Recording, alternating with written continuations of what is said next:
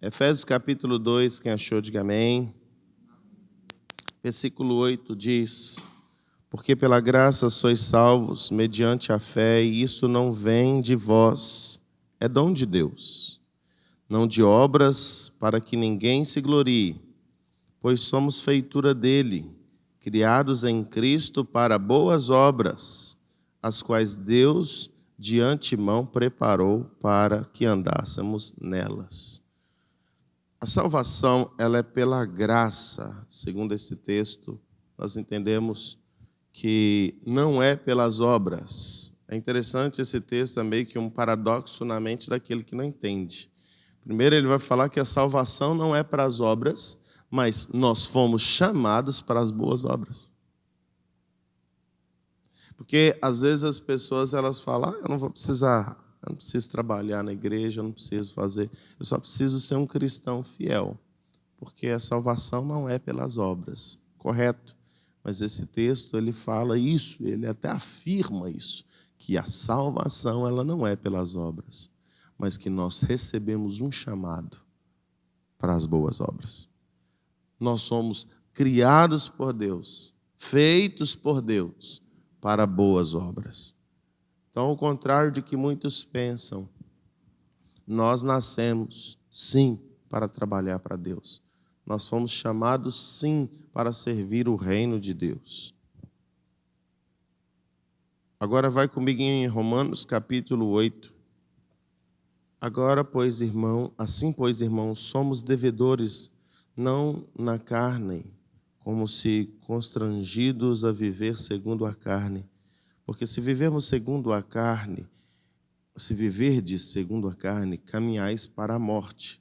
Mas se viverdes pelo Espírito, mortificardes os feitos do corpo, certamente vivereis. Pois todos os que são guiados pelo Espírito de Deus são filhos de Deus. Porque não recebestes o espírito de escravidão para viveres outra vez atemorizados, mas recebeste o espírito de adoção baseado no qual clamamos Abba Pai. O próprio Espírito testifica com o nosso espírito que somos filhos de Deus. Ora, se somos filhos de Deus, somos também herdeiros de Deus e co-herdeiros com Cristo. Se com Ele sofremos, também com Ele seremos glorificados. Aleluia! Glória a Deus! Esse texto ele vai falar sobre que nós somos herdeiros de Deus. É o texto que fala que nós somos herdeiros de Deus. E a herança, ela é dada aos filhos que servem ao Pai. Nós não estamos, eu sempre costumo dizer que a salvação, ela é pela fé, mas a herança, ela é alcançada, o galardão, ele é alcançado mediante ao meu serviço no reino de Deus. Quanto mais você serve ao reino de Deus, maior será a sua herança na eternidade. Jesus ele conta algumas parábolas e uma das parábolas que ele conta é a parábola dos trabalhadores que receberam um galardão, receberam herança. Ele está falando de pessoas que foram chamadas por Deus e aqueles até que vieram por último receberam o mesmo galardão, receberam o mesmo salário, a mesma recompensa. Deus ele dá a cada um segundo o que ele quer. É ele quem vai distribuir a herança. Mas às vezes é inocente eu pensar que eu, que não faço nada no reino, vou receber a mesma herança de uma pessoa que tem ganhado almas, que tem trabalhado semanalmente, diariamente, em prol do crescimento do reino de Deus. Se você quiser aumentar o direito da sua herança, é necessário você empenhar a sua vida na obra de Deus. Jesus, ele veio nos mostrar um exemplo de servo. Ele veio do céu para nos mostrar um exemplo de servo. Existe um evangelho, dentro dos 4 evangelhos, um evangelho dedicado única e exclusivamente para falar sobre o serviço de Cristo Jesus para Deus. Então, se Jesus ele veio nos mostrar esse exemplo de serviço, é muito importante nós entendermos que nós fomos chamados para servir. Aleluia! se você não serve, para Deus você não serve. A questão é que nós, muitas vezes, estamos acomodados. Existe uma geração acomodada, que para eles só frequentar culto é o suficiente.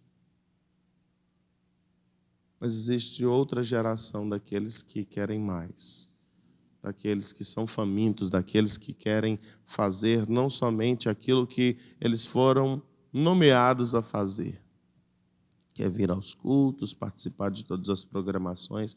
São pessoas que querem ir além. Eu creio que você é uma dessas pessoas que quer ir além. Então, por isso você está aqui nessa manhã. Que você não seja apenas satisfeito na sua salvação. Não que a salvação seja pouca coisa. Mas o Senhor, Ele tem muito mais do que a salvação para nos dar. Aleluia.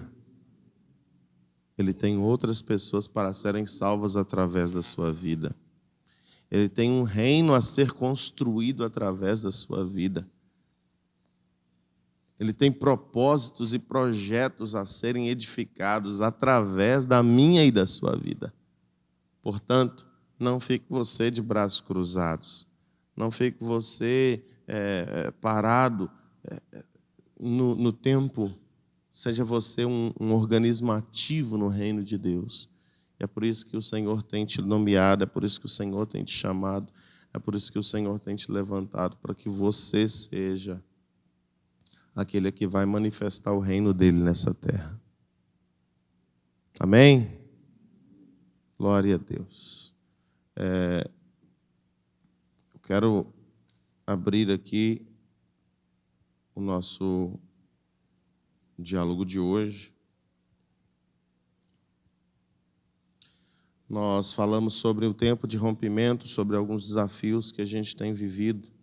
Nós estamos vivendo uma geração, irmãos, que a cada dia está se desanimando mais, se enfraquecendo mais, e nós precisamos levantar essa geração. Existe um povo que precisa clamar. Aquele que está de pé, que pensa estar de pé, segundo a palavra, pensa estar de pé, cuide para que não caia. E se você está de pé, é sua função, como nós falamos na nossa última reunião, levantar o caído. Então o Senhor, Ele tem te levantado, tem te posicionado para que você possa levantar aqueles que estão caídos. Talvez os caídos estão na sua casa, talvez os caídos estão no seu bairro, em algum membro da sua família, talvez os caídos estejam dentro da sua comunidade cristã, da sua igreja. E o Senhor te chamou não para que esteja de braços cruzados, mas que aquele que está de pé levante o caído. A Bíblia diz, é melhor serem dois do que um, porque se um cai, o outro levanta. Então não deixe o seu irmão caminhar sozinho, e você também não caminhe sozinho. No reino de Deus, a obra dele ela não é feita sozinha. Jesus ele poderia muito bem, se ele quisesse, não fazer discípulos, andar sozinho na terra, mas assim que ele começou o seu ministério, ele procurou pessoas para caminhar com ele. Mostrando para nós que a obra de Deus, ela não é feita sozinha. Eu preciso de você. Você precisa desse irmão que está do seu lado. Nós precisamos uns dos outros, para que nós venhamos não somente na obra de Deus, mas em todas as áreas da nossa vida. Deus, quando Ele criou o ser humano, Ele disse, não é bom que o homem esteja só. Então, por isso, eu preciso de vocês. Eu preciso da cooperação, do comprometimento, do empenho. O reino de Deus precisa do comprometimento, do empenho, da dedicação nossa, para que Ele continue avançando, para que Ele continue rompendo. Ao passo que, se nós deixarmos com que esse espírito que tem rondado a terra, o espírito do desânimo, o espírito da frieza, o espírito da apostasia, se nós permitirmos com que ele nos alcance, nós vamos perder uma grande herança que o Senhor tem para nós na eternidade. E não só na eternidade, nesse tempo também presente. Porque as promessas do Senhor é recompensa para o tempo presente e recompensa para a eternidade. Eu não sei se foi em um Tadel, numa reunião, ou num culto que eu disse isso. Certa vez os discípulos perguntaram para Jesus: nós temos largado esposa, nós temos largado pai, nós temos largado marido, nós temos largado filhos, nós temos largado trabalho, nós temos largado hora extra, nós temos largado emprego, campo, por amor ao Senhor, festa. O que a gente vai receber com isso? Jesus vira para os discípulos, olha, falou, vocês vão receber 100 vezes mais nessa vida. Irmãos, há recompensa para aqueles que abrem mão das coisas por amor ao Senhor. E ele falou, vocês vão receber ainda infinitamente, muito mais na eternidade. Foi no culto de quarta, eu acho que eu falei isso. O Senhor, Ele tem muito mais para você. Então, vale a pena o servir. Vale a pena o servir. O texto que nós lemos foi 1 Coríntios 15, 58, que diz que nós não devemos desfalecer as nossas mãos, sermos firmes e constantes, sempre abundantes na obra do Senhor, porque o nosso trabalho não é vão no Senhor. Nosso trabalho terá recompensa diante do Senhor. Aleluia!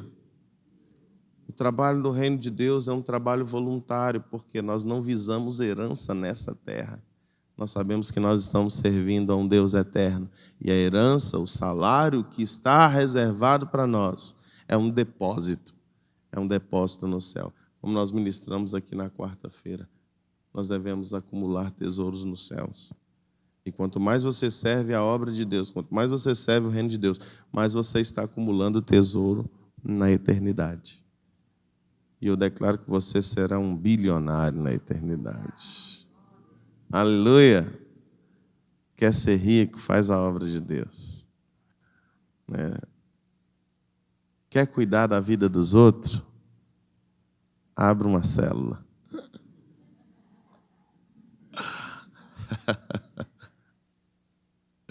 Glória a Deus, irmãos. Vamos lá? Fala comigo.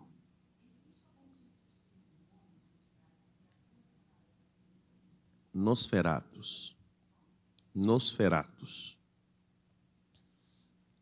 É um espírito que atua na frieza espiritual. Tem também Piton. A maioria dos demônios, eles atuam para tirar as pessoas do propósito, para trazer entretenimento. Hoje em dia, uma das coisas que mais tem gerado frieza tem sido entretenimento. Porque o entretenimento ele tem substituído o nosso relacionamento com Deus pelo relacionamento das coisas dessa terra. E quanto menos eu me relaciono com Deus, mais frio eu vou ficando. Se você não entender que a sua vida espiritual ela precisa ser zelada, você pode morrer espiritualmente. Eu costumo dizer que a morte eterna, o inferno, ele é precedido por alguns outros passos. Primeiro, frieza espiritual.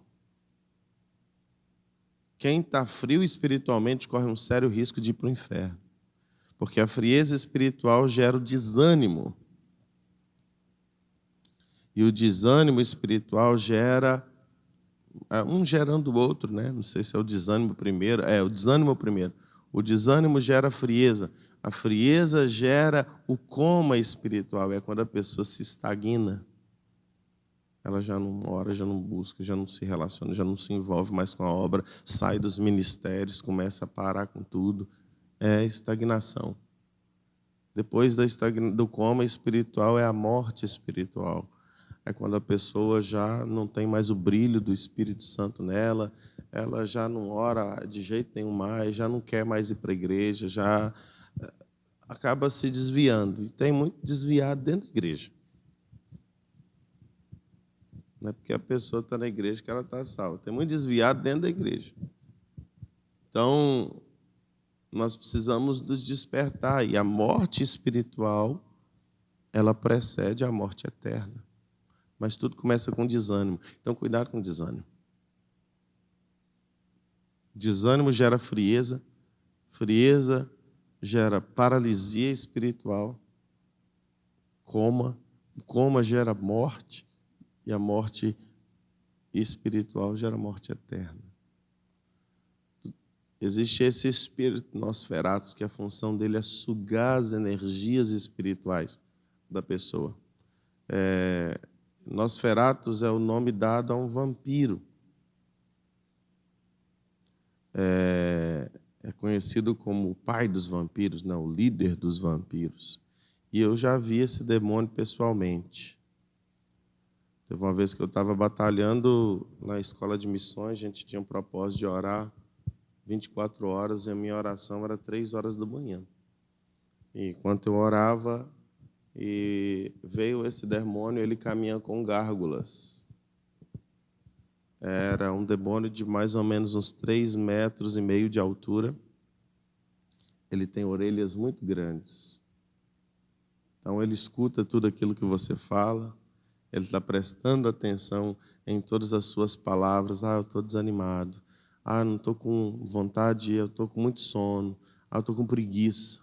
Todas essas coisas são alimentações para Nosferatus. Outra coisa, ele tem 2 narinas muito grandes também. Como se fosse de um boi, mas é bem maior. E ele se alimenta também pelo cheiro. Ele sente o cheiro do desânimo. Ele sente o cheiro da frieza. Porque, se você não sabe, as nossas emoções, elas exalam cheiro. O medo exala cheiro, a alegria exala cheiro, o prazer exala cheiro. E ele se alimenta do cheiro. E ele tem braços, os braços dele, eles vão quase na canela. São braços que passam do joelho. E as mãos são muito grandes, com dedos muito grandes. A função deles é agarrar e prender.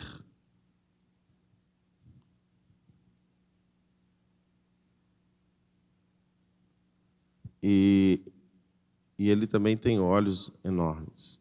Enfim, é um demônio bem feio. Qual demônio que não é, né? Mas esse é feioso, Padedel. E ele caminha com gárgulas. Gárgulas são como se fossem os vigias dele, né? São os mandados, aqueles que ele manda. Eles são demônios menores, do tamanho de um chimpanzé. Tamanho de um chimpanzé. E eles ficam, igual vocês vêem nos filmes mesmo, posicionados, meio agachados. E com o rosto de cachorro desfigurado. É aquilo que vocês veem mesmo nos bichos feios demais também. E a função dos gárgulas, junto com o Nosferatus, é trazer frieza. Ele se alimenta da frieza, ele prende as pessoas nesse lugar de frieza espiritual. E nós precisamos guerrear contra esses demônios nas nossas vidas e na vida dos outros. Então, irmãos, não permita com que isso te alcance. Seja firme e constante, sempre operante, sempre ativo na obra do Senhor. Os gárgulas, o Nosferatus não quer que você congregue. Ele vai gerar um monte de desculpa para você não frequentar o culto, para você desanimar, para você não orar, para você não ler a Bíblia, para você não participar do seu ministério, para você não exercer o seu chamado, como nós cantamos aqui. Ele vai fazer com que você veja defeito nos outros. É ele que ministra essas coisas, se você vê defeito nos outros. Porque se eu vejo defeito no outro, aquilo me atinge diretamente, gerando desânimo em mim. Fulano não está fazendo, eu também não vou fazer. É só eu que faço. A função dele é minar sua mente contra as outras pessoas que não trabalham, que não atuam, para que você não faça também. Então, toma cuidado com as suas comparações, Toma cuidado com o que você está vendo, com o que a sua mente está gerando e principalmente com o que você está comentando com os outros. Porque muitas vezes o seu comentário com os outros vai além de te desanimar o outro também. Então você, além de estar sendo ministrado por gárgula, por demônios, você está sendo canal de demônio para ministrar os outros. Não seja boca de diabo, não seja boca de Satanás, seja boca de Deus. Ministra aos outros palavras de vida, palavras de despertamento, palavras de exortação, de edificação. Amém?